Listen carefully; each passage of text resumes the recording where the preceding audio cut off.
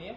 អញ្ចឹងថ្ងៃនេះជួបលោកគ្រូម្ដងទៀតហើយយើងនឹងរៀនជាមួយគ្នាទាក់ទងនឹងភាសាអង់គ្លេសហើយមេរៀនរបស់យើងទាក់ទងនឹង grammar simple past WH question បាទមានថាអតីតកាលធម្មតាហើយជាមួយនឹង WH question ជាទម្រង់សំណួរហើយ WH question របស់យើងគឺមានចំនួនពី4 6លើកយកមកបង្ហាញដល់អ្នកគ្នាអញ្ចឹងតើយើងយល់អំពីទម្រង់នៃសំណួរទើបយើងអាចយល់ច្បាស់ក៏ដូចជាយើងអាចប្រើការវាសម្រាប់ការនិយាយក៏ដូចជាទំនាក់ទំនងបានត្រឹមត្រូវអញ្ចឹងទី1 what បាទ what គឺគេសំដៅទៅលើអ្វីដែលយើងចង់សួរអំពីអ្វីមួយបាទ what ចង់សួរអំពីអ្វីមួយដែលយើងចង់ដឹងណាបាទយើងប្រើ what ទី2 where នេះគឺគេចង់សំដៅទៅរកយើងចង់សួរថាគេទៅណាបាទទៅកន្លែងណាទៅទីណាបាទអញ្ចឹងយើងប្រើពាក្យថា where បាទបើយើងចង់បង្កើតជាប្រយោគសំណួរណាទាក់ទងទៅនឹងសួររកទីកន្លែងណាប្រើ which which មានន័យថាគេចង់សួរថាតើមួយណាមានថាឧទាហរណ៍ថាឥឡូវអ្នកទៅដើរលេងថ្ងៃសៅរ៍ឬថ្ងៃអាទិត្យបាទអញ្ចឹងយើងរើសយកមួយមកបាទអញ្ចឹងបើយើងចង់សួរទម្រង់បែបហ្នឹងយើងប្រើ which វាថាយើងរើសយកមួយសៅរ៍ឬក៏អាទិត្យអញ្ចឹងណាបាទតទៀត who នរណាមានថាយើងសួរជាទម្រង់សំណួរសួររកអ្នកណាម្នាក់ឬក៏នរណាម្នាក់បាទ who how គឺគេចង់និយាយអំពីរបៀបណាដោយវិធីសាស្ត្របែបណាឬក៏របៀបណាទៅពេលយើងចង់សួរថាតើអ្នកទៅរៀនដោយរបៀបណាបាទអញ្ចឹងណាបាទយើងកើតសំណួរដោយប្រើ how តទៀត why គឺជាប្រយោគជាទម្រង់សំណួរមួយដែលបង្ហាញពីអ្វីដែលយើងចង់សួរចង់ដឹងពីលទ្ធផលឬក៏ហេតុផលរបស់គាត់ណាយើងប្រើពាក្យ why ដើម្បីសួរទៅគាត់បាទហើយមុននឹងយើងសិក្សាអំពី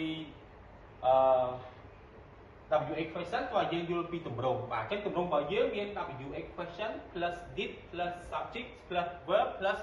question mark បាទតោះឥឡូវយើងយល់អស់ហើយពីទម្រង់របៀ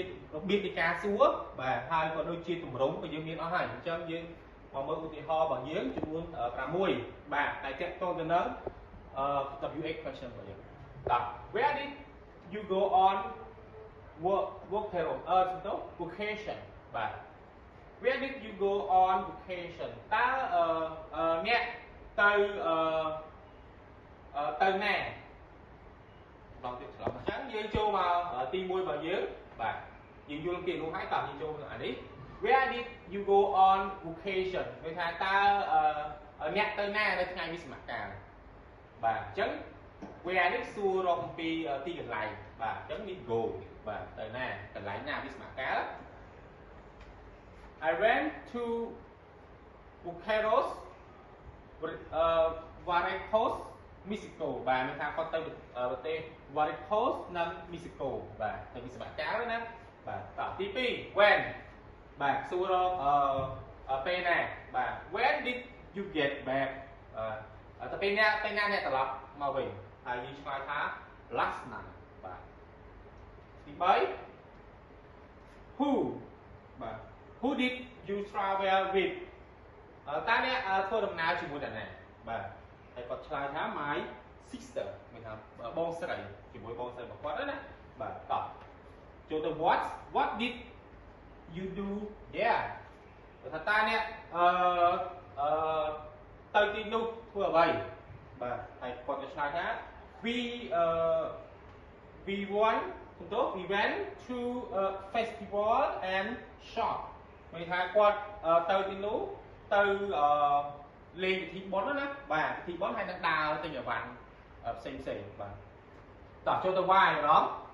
why did you go to Buceros បាទ Varicos សំទោសបាទ Varicos បាទបើថាហេតុអ្វីបានជាអ្នកទៅឯប្រទេស Varicos ហ្នឹងបាទហើយយើងក៏ឆ្លើយថា because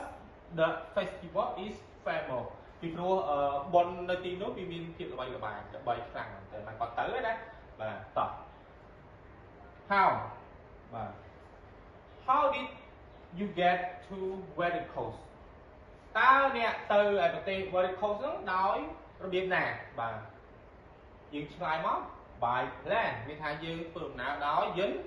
ហោះបាទអញ្ចឹងលោកគ្រូមានប៉ុណ្ណឹងហើយសង្ឃឹមបងប្អូនអរគ្នានឹងយល់តាក់ទងទៅនឹងទម្រង់ W equation ហើយសម្រាប់បងប្អូនទៅផ្ទះវិញរៀនមើលបន្ថែមទៀតដើម្បីឲ្យងាយយល់ហើយនឹងឆាប់ចាំដែរអញ្ចឹងលោកគ្រូមានប៉ុណ្ណឹងសូមអរគុណសូមជម្រាបលា